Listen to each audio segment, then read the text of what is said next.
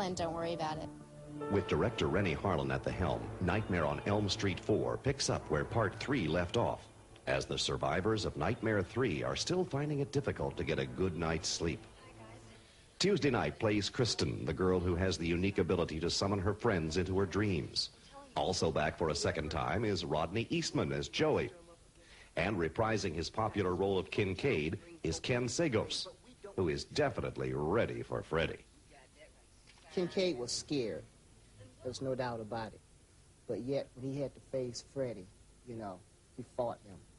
He did not deny he was scared, but Freddy was not going to mess with him without a fight. Our cameras went behind the scenes to capture Kristen's dream as Joey and Kincaid attempt to convince her that Freddy is dead and can't harm her. But we know differently, because when this pipe is opened, Kincaid's dog, who also was pulled into the dream, is not quite the friendly canine they remember. To accomplish this tricky scene, the specially trained dog named Jake is first filmed jumping from the pipe and into its trainer's arms. Then, because the script calls for the dog to attack Kristen, a dummy made to look like Kristen is brought in. And with a little coaxing, the hope is to get Jake to jump from the pipe and bite the dummy's arm.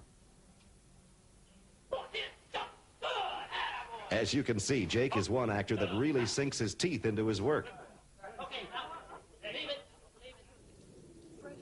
Then, with some quick editing and post-production, it appears that Jake has actually made his mark on actress Tuesday Night in the final version of the film. Fred Krueger's history. Come here.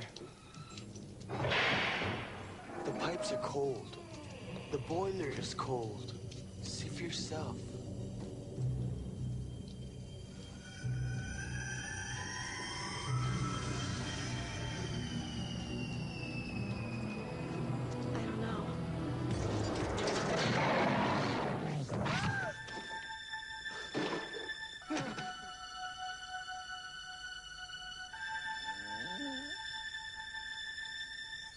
While Kristen suffers a nasty dog bite, the fate for Kincaid proves to be a lot worse when he finds himself in the middle of a junkyard.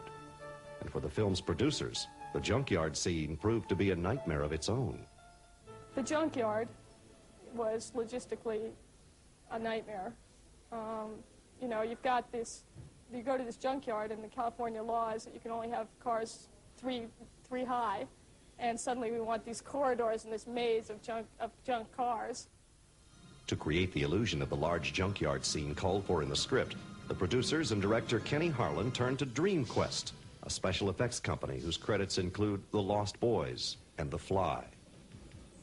And we actually shot this plate. The plate is what we call the part with Kincaid in it. The night that they were all shooting Kincaid for some other shots, we went off to the side, found a dirt patch because that's all we needed, put Kincaid down on the ground there, built a little tower above him, and put some shadows on the ground to imitate cars actually being there. Next, using a crew of 7 people, nearly 1,000 miniature cars were built over a 2.5-week period. Then Justin and his crew created a spot where Kincaid would stand for the camera to pull back from, revealing the masses of cars. Kincaid has he was running down this pathway here, and Freddy has thrown all these cars in his way and trapped him in this pit. So we really it was pre-dictated as to where we were going to pull out from.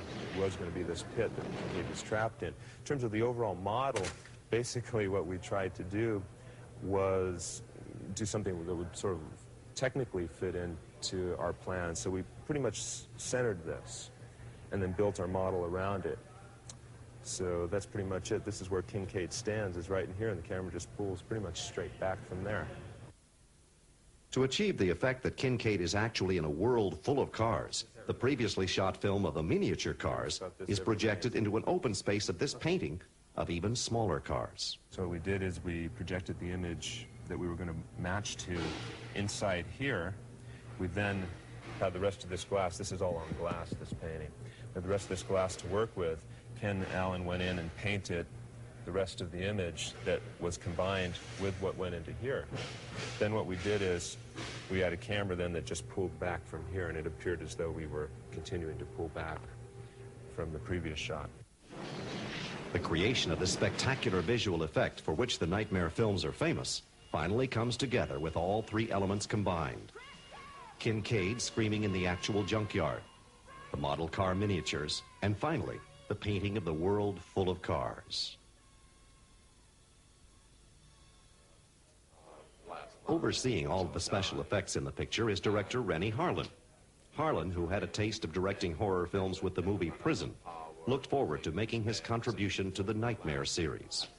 I saw the first Nightmare movie I saw in London a few years ago, and I didn't know what to expect when I went to see it, and I loved it. I thought it was like a art horror film, and I saw every one of the Nightmare movies, and when it was proposed to me that I could direct one of them, I was very excited and felt that it'll be a great challenge.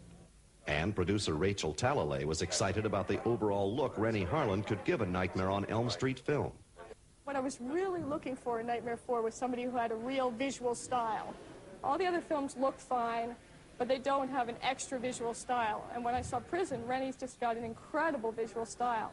And what we're getting in this film is a much better looking film, much more camera movement, much more excitement. And that's what we thought we could give to this project that the other ones didn't have. And Robert Englund's previous experience on Nightmare films was helpful to the young director. Working with Robert Englund is really great because he is very familiar with the whole series. He can help me a lot by telling what they did earlier and what worked, what didn't seem to work. And there's like a set of Freddy rules in a way. There's like Freddy's own reality where you have to sort of draw from. And working with Robert is really great. He's really professional. He's very patient. Freddy Krueger has pulled some pretty cruel tricks on the kids of Elm Street over the years, but nothing can compare to what Freddy did to the character of Debbie in Nightmare on Elm Street 4. One of the most interesting sequences in this movie is maybe our cockroach sequence, where a young girl who is very into fitness and beauty and that kind of values that seem to be popular among people today turns into a cockroach. Early on, before we started to even prep this sequence, I met a lot of people from a lot of companies trying to find the ultimate guy to design this sequence. And I happened to see a sequence that Screaming Mad George had designed for another movie, and I realized that this man he's mad or he's a genius. Playing the unfortunate teenager is Brooke Thies, who looked to another human-turned-insect, Jeff Goldblum of The Fly, for some inspiration on playing an insect. First thing I did was I went and I rented The Fly, the second one, and I watched his metamorphosis of his acting. I think he did a fabulous job in that, and his progression and his movements and his walk. But as I was doing the cockroach, I found that my part was different because it was almost like he was becoming this thing, and he was a part of it. Even though in the beginning when I had the arms, I felt that Debbie really wasn't a part of it yet, and she didn't want these things on her.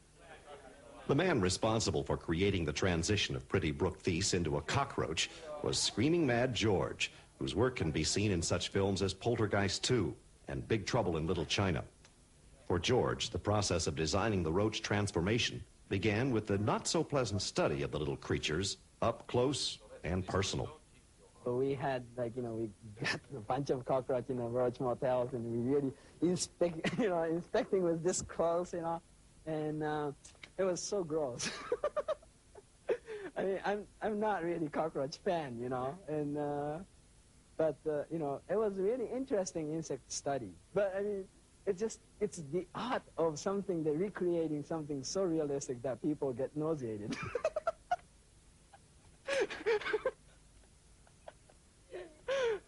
Once Screaming Mad George finished examining his newfound friends, it was time for Brooke Thies to get into the act.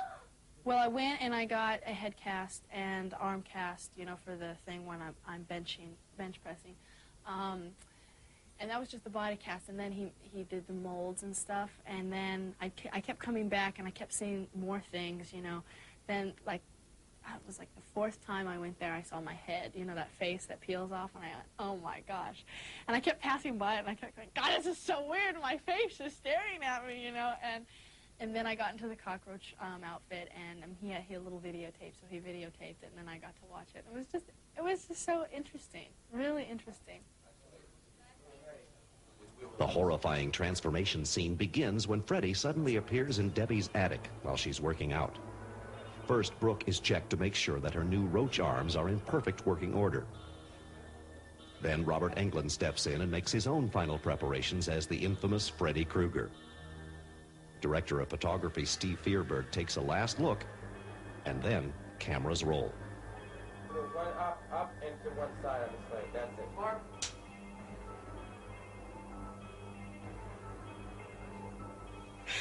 Oh my God!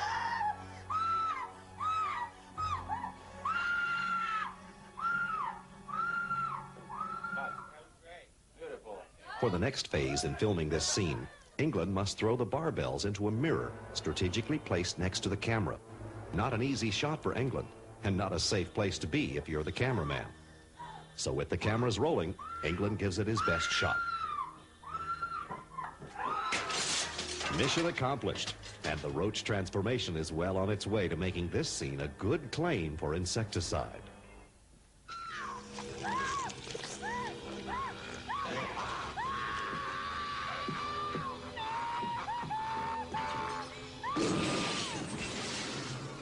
But things don't get any easier for poor young Debbie. After running from Freddy, she finds herself smack in the middle of a roach's worst nightmare, a roach motel. For this next portion of the cockroach scene, a simulated roach motel was built on a soundstage in Valencia, California, and was covered with a glue-like substance known affectionately in the business as ultra slime. And while it certainly adds a whole new dimension to the phrase sticky situation, you might be surprised to learn that you may have had a taste of the stuff sometime in your life. Think about this the next time you're munching away on your favorite jelly donut. Slime is one of the most important things in effects work, and there's a lot of different kinds of slime you can use. This is it's made from jelly donut thickener, kind of. It's a food thickener, basically. And there's some other additives to make it string like this. But it is kind of reminiscent of jelly donuts, isn't it? Now, if you have any aspirations of becoming a glamorous young movie star, you may want to think twice. After Brooke was done sticking around in the slime, the next shot to be filmed called for the young actress to drop her face into the ultra slime. Plans that apparently didn't seem to bother Brooke. I loved it. That sounds so corny. I just thought it was fun. I was laughing, and it was fun, and it was gross, but I've always been a real tomboy, so it wasn't that bad, and it was fun. I kind of felt like I was playing out in the mud and making mud pies and stuff. So it wasn't bad, and it was fun. And I could breathe. It was fine if I just kind of stretched my mouth a certain way, so it wasn't bad.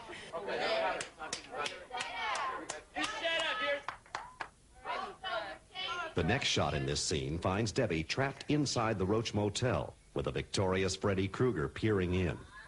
To accomplish this visual effect, the crew placed a rear projection screen just outside an opening on the set. Close-up footage of Freddy's eye, which was filmed earlier, is then projected on the screen behind Debbie, giving the illusion Freddy is watching.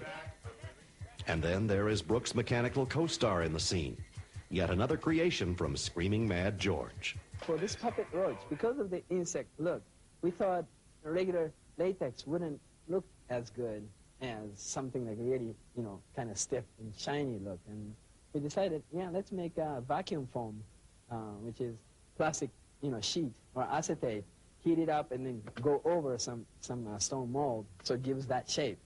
So, and that's a clear, and then we paint from behind, so it becomes like really look like an insect shell, and then we, segmented it, and then we have a rubber inside, so it gets, soft in the inside and then really hard in the outside.